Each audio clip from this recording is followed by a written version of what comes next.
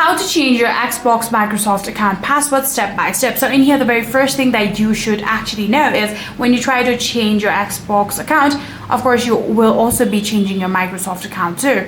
Microsoft account password too. So remember that one. So all you need to do is get into xbox.com, or you can straight get into account.microsoft.com. It really does not matter. So in here, you can simply tap on the me icon on the top right corner. From here, of course, you need to make sure that you are logged into your account, right? Add in all of your Microsoft credentials, log into your account. Then from there, you can actually get into the security from the top navigation on your Xbox, right? So in here, all you need to do is simply tap on that menu bar right here. You'll actually be able to get into your security, and then from there you can actually choose password security or change my password, then verify identity via 2FA or email code, enter your current password, input your new password, and then tap on save. And just like that, you'll successfully be able to change your Xbox Microsoft account password step by step.